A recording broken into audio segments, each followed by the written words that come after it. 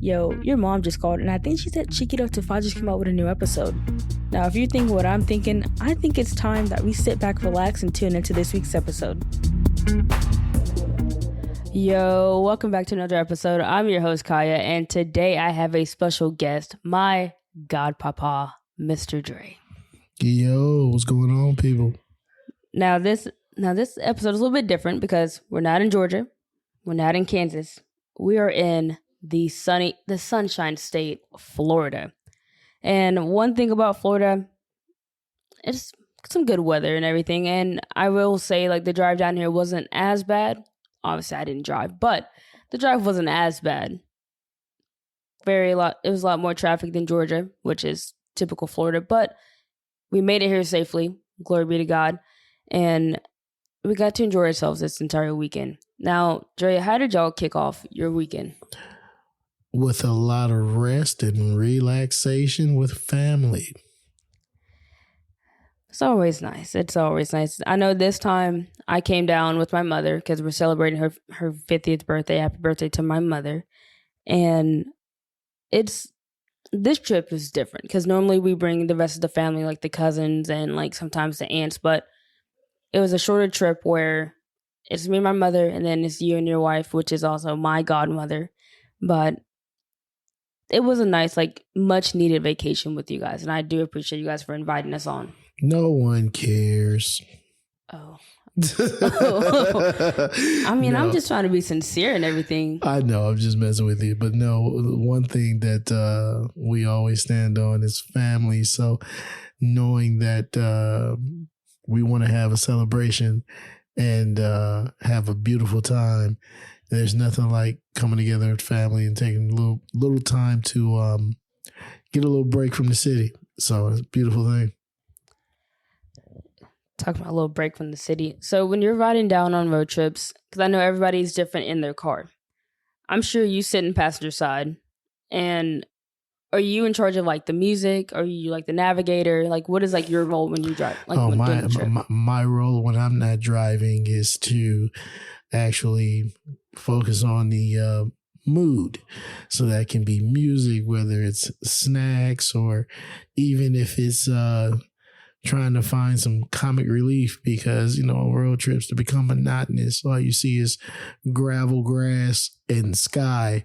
But, you also see, different things like dead carcasses of roadkill, raccoons or some type of rabbit, even deer heads are just in the middle of the road. So you try to find something that can be funny and have music that's really good. It takes your mind off of the long drive because when you're there for hundreds of miles, it could just completely be monotonous or things like I like to call mind numbing, and that's not good because you could pick up speed, and when you pick up speed, you usually have tickets or something that you can get because you're not paying attention. So that's my job. What's yours? I would say my job is I'm little to no help when it comes down to that driving, but I'm in charge of the music, so I'm always like the DJ for a good like hour, 30 minutes if we've been honest. But I normally do DJ. I'm in charge of getting the snacks and then pretty much just trying to be like more support for the driver, even though I do offer to drive. And a lot of times my mom goes, you're not going to drive. I've offered, but she won't just let me take the wheel because I'm, like I said, I can only drive for so long. Okay, so what are your road trip snacks? What go-tos? So go-to snacks. I think this trip we took, we brought some Pringles. I got a Lunchable. Always got a pack candy, but my go-to pack of candy is always going to be Skittles.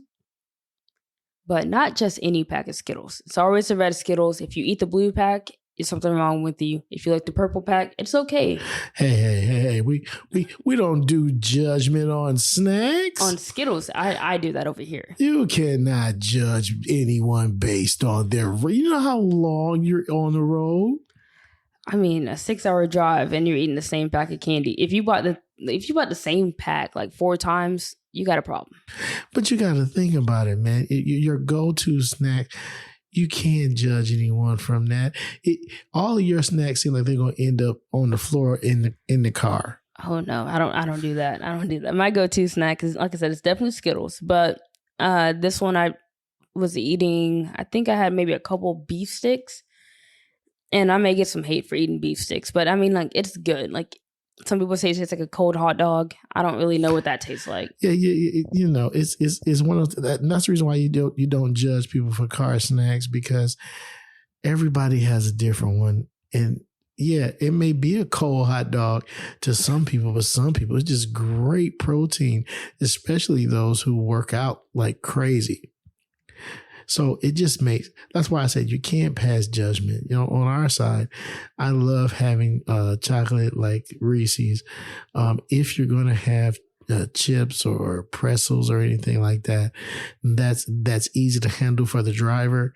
And that would be great as well. And you always have water, you know, either bottled water or have cups in the cup holder, tumblers or so on and so forth. That makes it easier to grab something to drink, because as you have those car snacks, you definitely have to have something to drink, because no one wants to keep stopping to find something on the side of the road to drink. Definitely got to stay hydrated, because if you're not hydrated, you're going to die. I'm just joking. But when you were a kid, I know I'm getting off track a little bit, but when you were a kid, did your mom ever pack that cooler full of like cold cuts and like bread? Man, we grew up dirt poor, so that's the only way we were able to eat on road trips. And we would grew up in Michigan, so the road trips down from Michigan to Alabama were the worst trip ever. If we didn't have a cooler, we had Kroger bags with bologna sandwiches. Yes, But 2 pieces of white bread, barely any mayo if you had mayo at all, and 1 slice of bologna with the red ring around it. And we had probably about 8 to 10 of those to go through 5 people in a car. And we knew if we drove straight through, it would be 12 hours. And that 12 hours would turn into 18 almost. So yeah, that was the road trip snack. And we stopped along the way several times to pick up different items to go with those sandwiches. We never replaced said sandwiches, but we had to get things like chips and drinks to go with them several times. Once the sandwiches were gone, there was no replenishment of food. That was it. You either had the bologna sandwiches and the chips that you bought with them when we went to use the bathroom, or that was it. Anything else outside of that, you were completely stuck until we got to our family's house in Alabama. So it was like survival of the fittest, pretty much. Not survival, just when you don't have a lot, and on these road trips, you can't afford to buy other things, you're stuck. We're used to doing we'll pack the car full of snacks, like whether it's like maybe 2 coolers like worth of food, because that food's gonna last us all the way till we get there. So you got like 2 loaves of bread, and then because I'm a picky child, and like probably like my brother and like my cousins, they're picky as well. Nobody's eating the butt of the bread, and there's something like, if you like the butt of the bread, like I don't know how to like describe it. It's just I don't like eating the butt of the bread. See, that only means that you come from a family of privilege. That does not mean we had privilege. It just means that we're going to give my mother the butt of the bread, because she's going to eat it every single time. Exactly. See, that means you come from a family of privilege. You said picky, and you said nobody. See, when you come from a family that's dirt poor, you get to pick what's in the bag. Outside of said bag, you have your fingernails. Oh. So you're either going to eat what's in the bag, or you're going to eat the fingernails. If that's the butt of the bread, if that's the front of the bread, if that's the side of the bread, if you don't like it, you get to pick your fingernails. And last I checked, fingernails are not nourishment.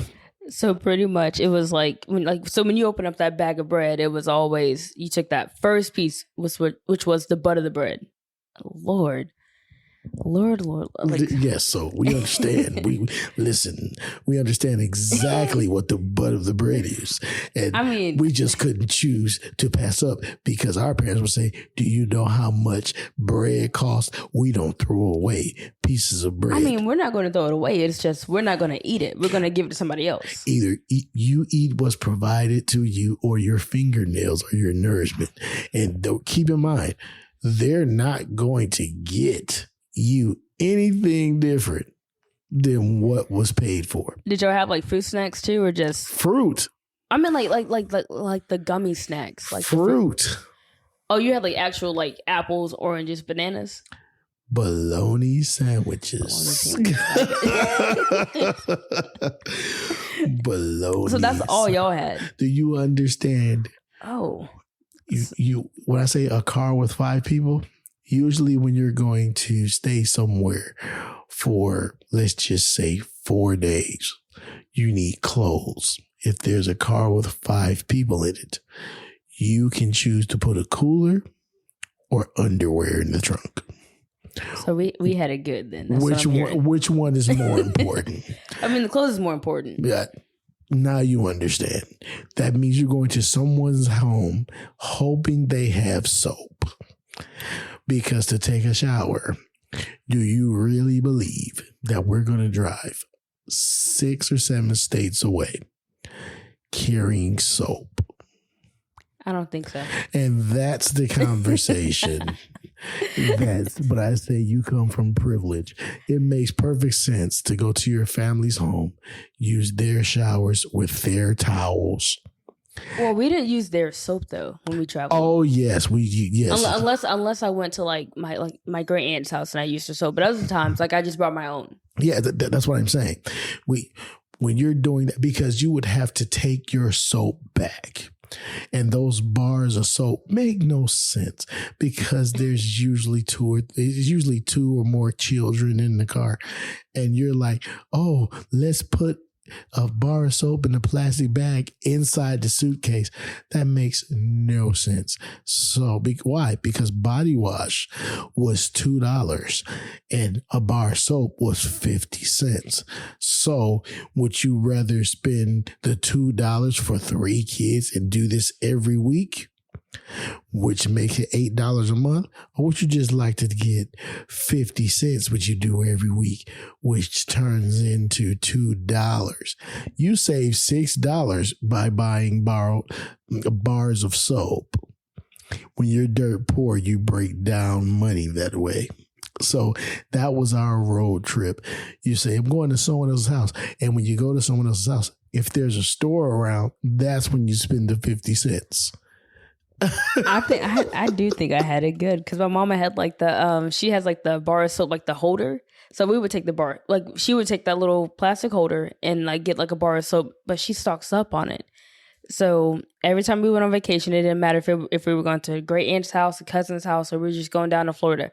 She had that little blue container and she would put the soap in and be like, okay, let's load up every single time. So we didn't throw away soap. We just kept using that same, like we would all use it. Exactly. So those are the things.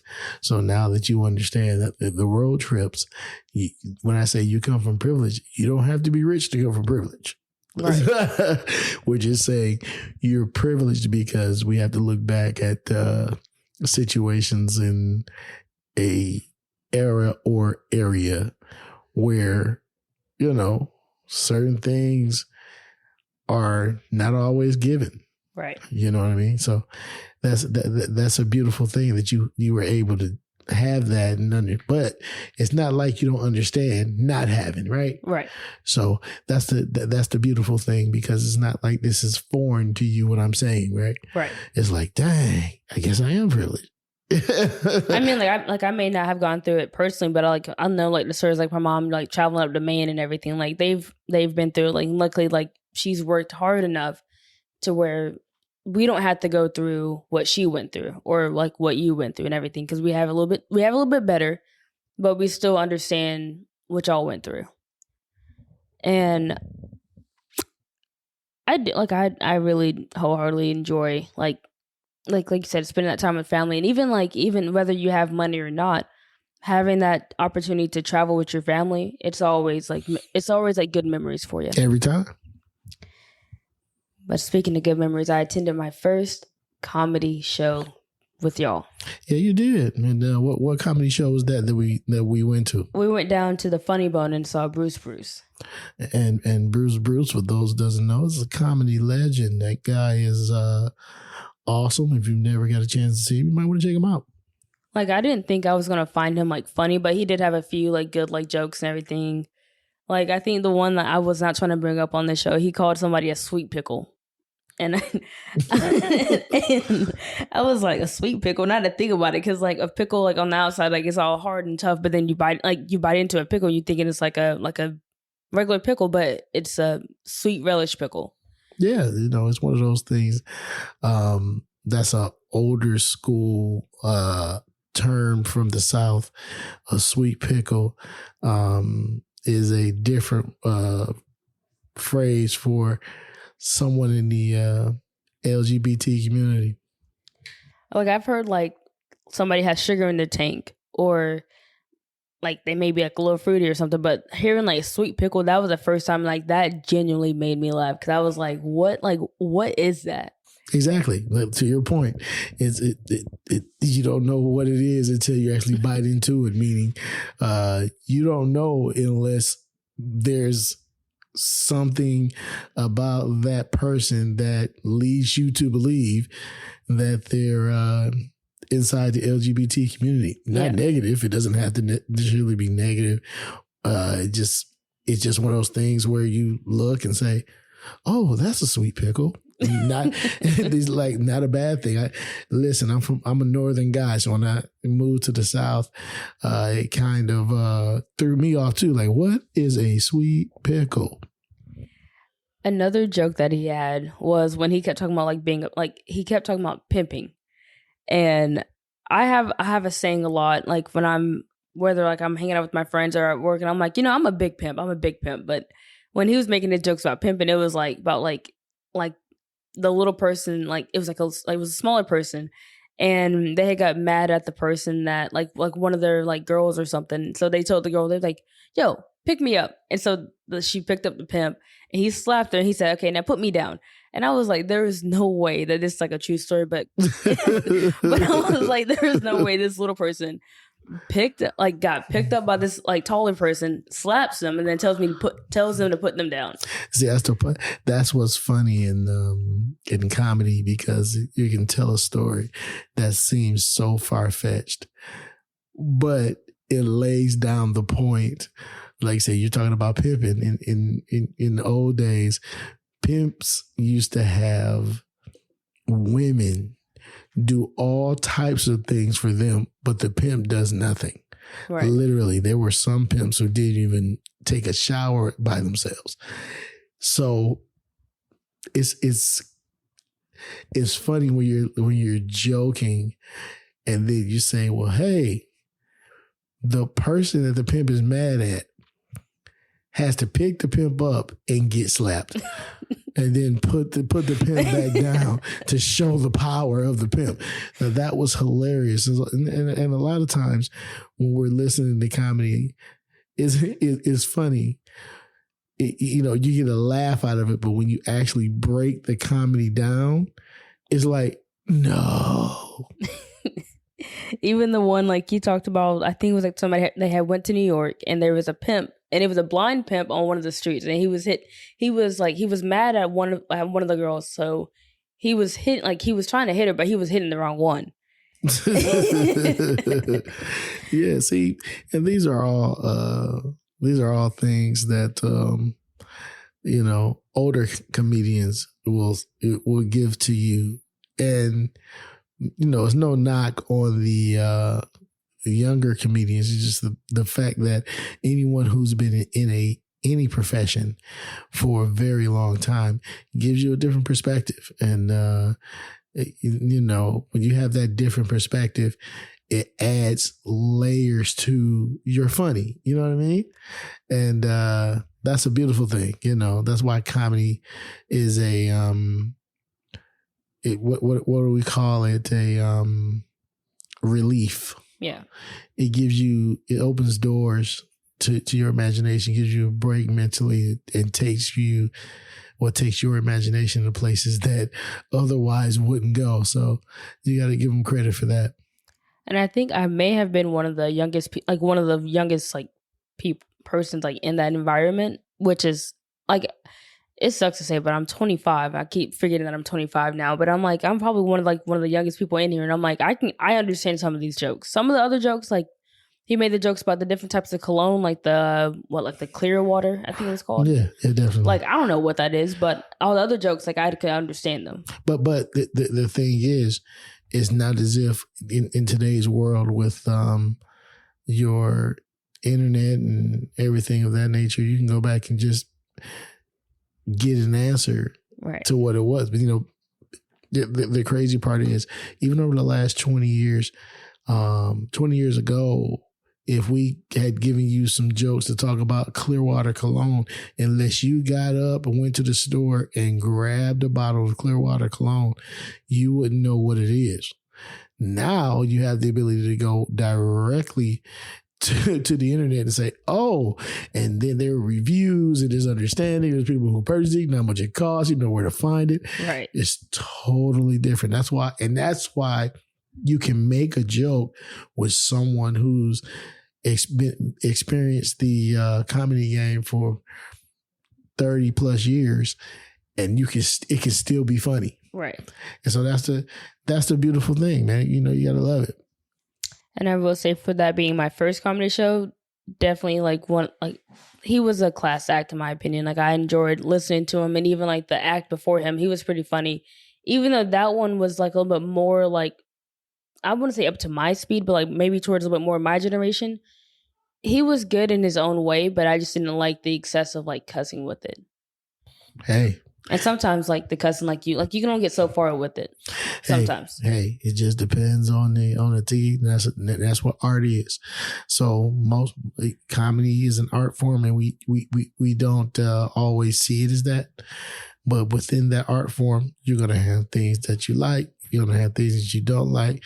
You have things you agree with, some things you don't agree with.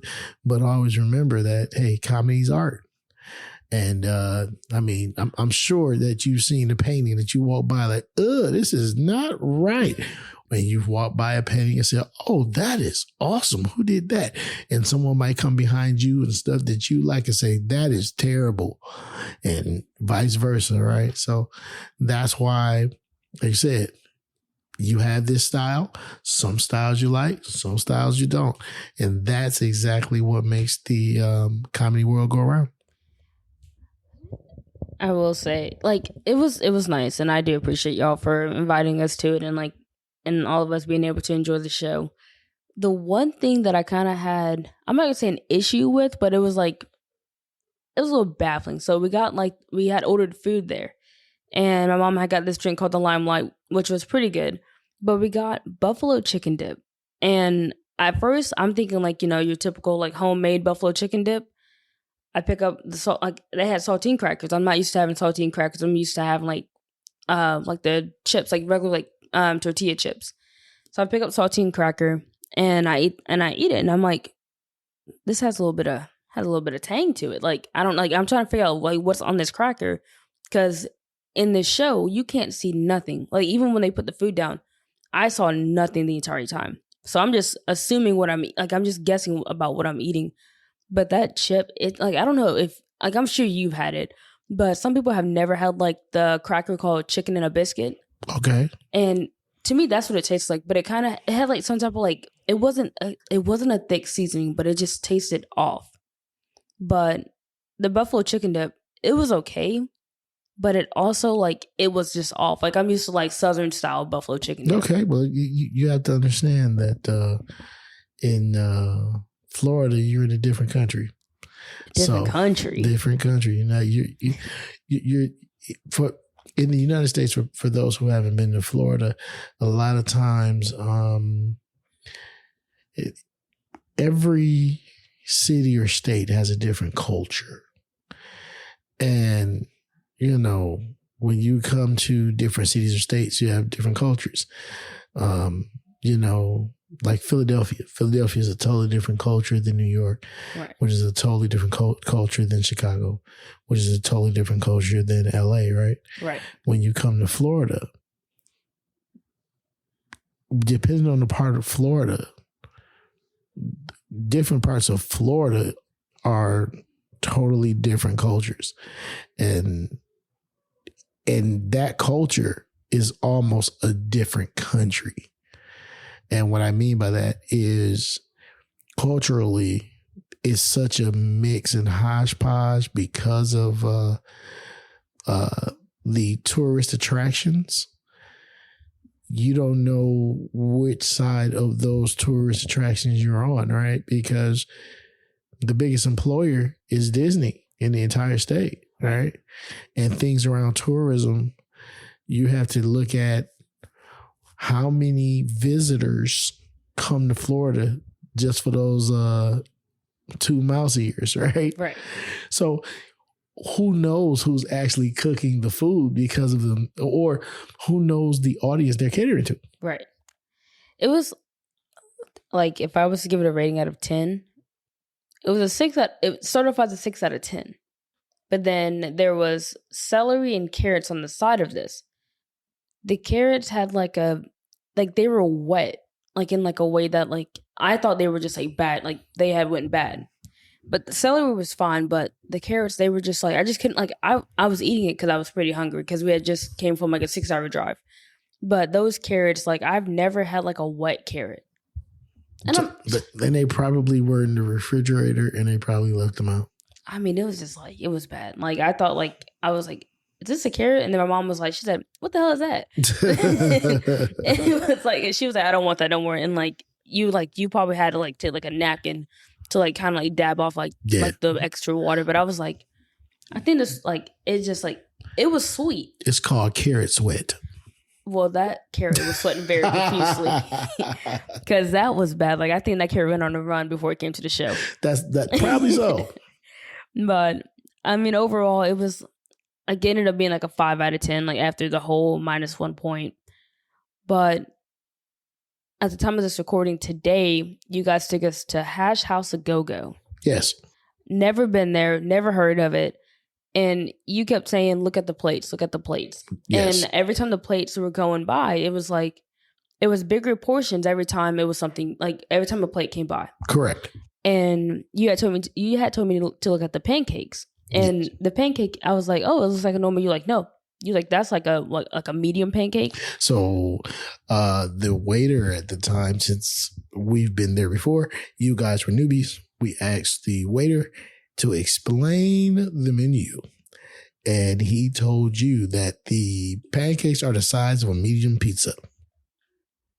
And I was like, oh, I don't think I want a pancake because like, that's a pretty big pancake. It's a huge pancake. But I ended up asking him about the waffles. And it ended up being like four. They weren't like, I'm not going to say they were like large waffles, but they were like medium, like decent size, like a little bit larger than your typical like Eggo. But it was 4 waffles. And the one that I ended up picking was the churro waffle. Now, I'm not a big fan of waffles, but this waffle sounded like it was calling my name. Like I kept hearing, pick me. And I was like, what? And I was like, pick me. Okay, I'm gonna pick that one.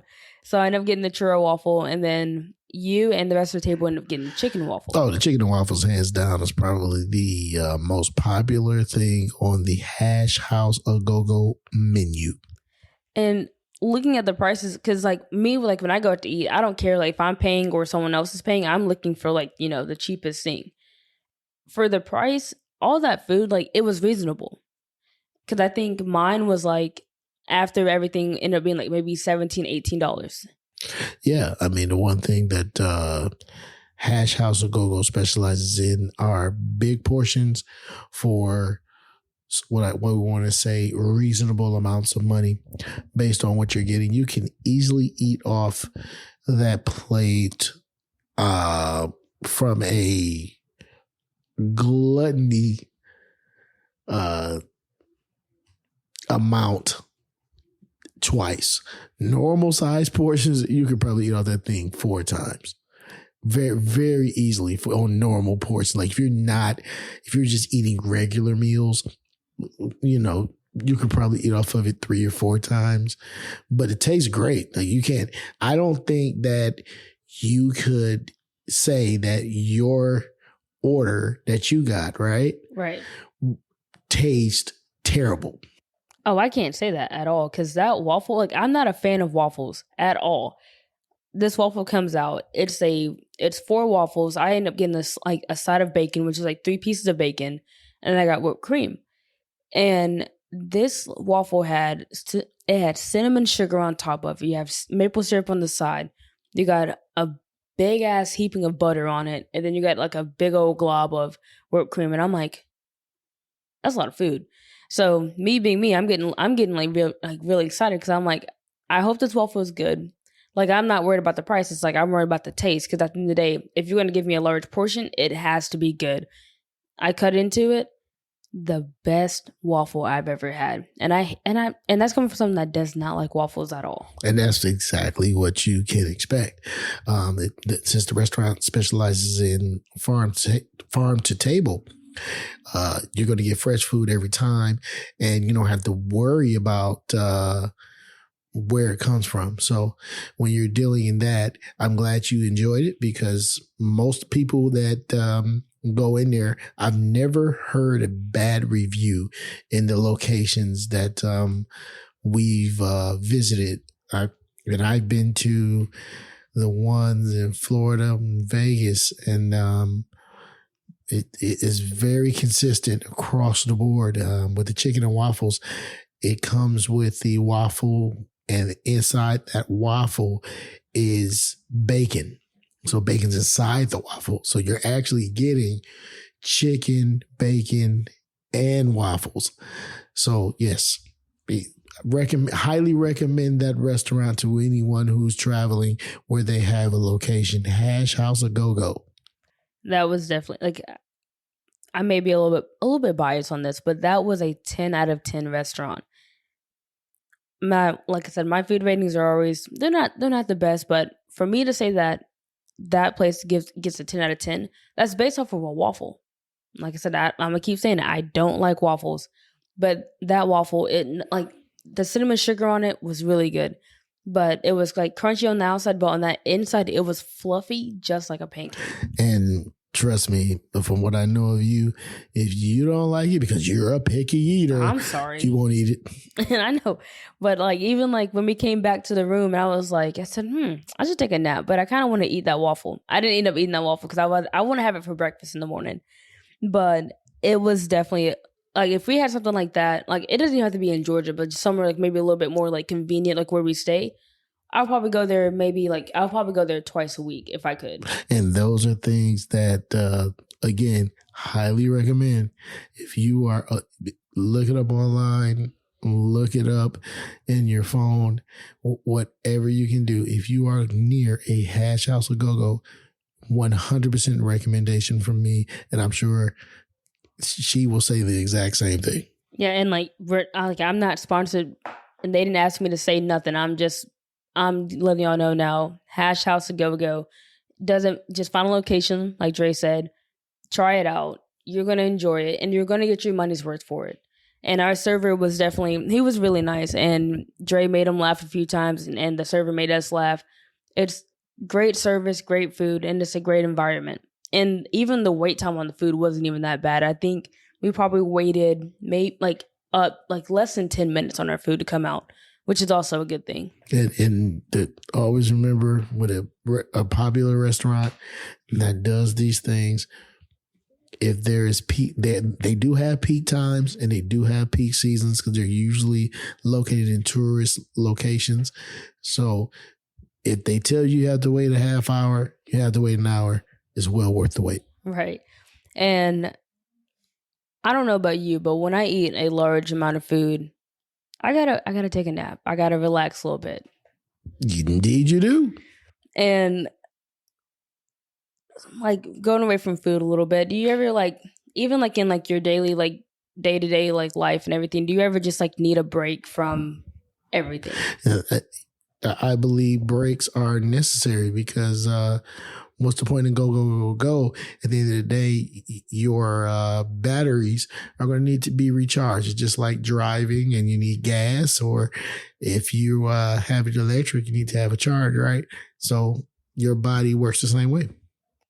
And like we've joked a lot, and this is like more of like a little serious moment for me because like I'm always going like 90 plus miles an hour, whether I'm at work, whether I'm working on like photography or just whatever I'm doing, but I never take enough time to take care of myself. And if I don't take care of myself, I end up burning out. And you may feel the same way as well, like when you do your own like own things and everything like that. Yeah, well, like as I said, your body's a machine and it should be treated as a machine. Everyone uses their phone. How many people actually turn their phone off to reset the phone? If you notice a lot of electronics, when they've stayed on too long, what do? They start to overheat. Or the battery dies. Or I don't know. They start acting up. The apps don't work or something. You see what I'm saying? Yeah. So you see how we're saying or because why? Because more than one thing happens, right? Right. So it's not a one size fits all type of deal, right? Because we have phones, we have different electronics, and if you leave them on too long, each electronic has a totally different way of alerting you that something's off. And the only way to fix it is to do what? Turn them off. Right. And the body works the exact same way. And I kind of lost my train of thought, but it's okay. But like when you're running on fumes, like, yeah, you're going to crash and burn, but it's always nice to just take time, like not even just take time, just step back and take a break from the chaos. I found my train of thought. I was going to say that my screen time was at 14 hours one time. And that was just me from doom scrolling. And like I can spend 2 hours. Like when I come home from work, if I get off at 10, I'm literally on TikTok until 2 a.m. And I don't really I may not be on my phone all the time, but I try to I spend the extra time that I should be sleeping trying to catch up on social media. And my sleep schedule is out of whack just because I have a different schedule every single day. And then I'm spending more time on my phone and then getting less hours of sleep and then waking up and doing it over and over. And I do that 5 days out of the week. And then I try to catch up on everything on, I believe, like Sundays. But Sunday's not it's not a true off day for me because on Sundays, I'm taking that time to catch up on laundry, to catch up on whatever chores I have to do. And then I'm like, I wasted my whole entire off day because I'm trying to be productive and I don't really have time to just reset for the week. So when you're trying to be productive, that's what we mean by shutting down. And you have to shut down and you have to change, right? And right. What I mean by change is you produce. But even at a job level, that means when the shift is over, usually the machine has to shut down. Your body's a machine. So I kind of look back at Jim Valvano's way of showing you balance and difference. For those who don't know who Jim Valvano is, nickname is Jimmy V. He has a foundation for cancer research. He's passed away, but in his final speech before he passed away, he said that there are 3 things you should do every day and it'll be a full day. It's called laugh, think, and cry. And if you can laugh, you can think, and you can cry, he says that's a full day. Now, if you're not doing those things, all 3 together, imagine a day where you did 1. Laugh. a day where we just went into deep thought, for something or someone else, or you just cried over someone or something. Could you imagine how you'd feel if you didn't turn off, like shut down? Yeah. So, we went to the comedy show. Right. It was fun, right? Right. We laughed. Mm-hmm. We thought about the jokes. Right. Did we cry? I don't think so. So if we didn't cry, after that, we went and shut down, right? Right. Okay, great. Imagine if we cried. Laughed, thought, and right after the comedy show, we just started crying. Yeah. Do you think you would have the same amount of fun the following day? Maybe not. Exactly. So, when you say, do you need a break? Yes, you definitely need a break. But you still have to plan those breaks, just like the body's a machine. Right. If you don't do laugh, think, and cry on the same day, why? Because it's hard. Right. It's just hard. Do you want to do those three hard? Like, it's hard to make people laugh. Right. Some people laugh, easier than others, right? Some people cry easier than others. It's easy for people to think, right? But for the most part, if someone gave you algebra, is that something you want to think about on a random Wednesday? I'm probably going to be a little upset that I got to do algebra on a random Wednesday. Correct, right? So that's what I mean. Everybody's different. Some people may love it. I have family members, I give them algebra. They're like, oh, this is perfect. I'm glad I was thinking like that. See? So those are the things. Like, you have to shut down. You need that break. For those who don't understand it, they need that break. You have to make sure you're doing what is called self-care, meaning that, hey, even if you work 16-hour days, but some people do, they work multiple jobs, multiple full-time jobs. Right. If you do not take time to recharge, you're not going to be productive to yourself or anyone else. And I know that for me, because everyone is different, like you said, when it comes down to self-care, what I normally do is I'll work to an extent, and then when I feel like my body's about to I'm gonna say crash out, then I'm like, okay, I need a break. Whether that's just me taking off a weekend, taking off a day, or just going on vacation. I take that time for myself. I may not do I may do things that I want to do, or I just may want to be like, you know what? I don't care what we do. I just want to relax and not worry about the job or the people or whatever's stressing me out. Because at times, I can feel the stress. I can feel it in my head all the time. And I'm like, I need to relax. I need to take a break and just reset. And even me taking this vacation this weekend, it was much needed, because I may have been getting stressed. I may have been getting upset. I don't know the right thing, but I know I needed time to reset for the weekend so I can have a better week. And I may take off work I'll take off maybe a couple times a month. But that's because I know my body, and I know I need a break, because I can't go 3 or 4 months straight of not taking a break, because then I start getting a little I'm not gonna say insane, but I start my thought process gets a little messed up to where I'm just I feel like a robot, because I'm not shutting down properly. I'm just working, picking up shifts, working extra hours, and I'm I just need to stop. Take a break. I don't sometimes I can be crashing out, and I'm you know what? I'm just gonna take off this random Tuesday. What am I doing that Tuesday? Probably nothing, or I'm probably just catching up on sleep. And I may spend a lot of my time resting, but that's because my body recovers a lot when I rest. And it's probably the same for a lot of people, but when we take that moment to just rest, we feel a whole lot better. Even if you're just if you're getting upset and overwhelmed, you start crying. Sometimes I know this happens for me. When I get very overwhelmed, I cry it out, and I have the best sleep that I've had in a minute. See? Laugh, think, and cry. Bang. And I will say, when it comes down to taking care of ourselves, you take care of yourself whatever way helps you. But always remember, if you're working, the job will still be there. Your friends and family, they're going to understand.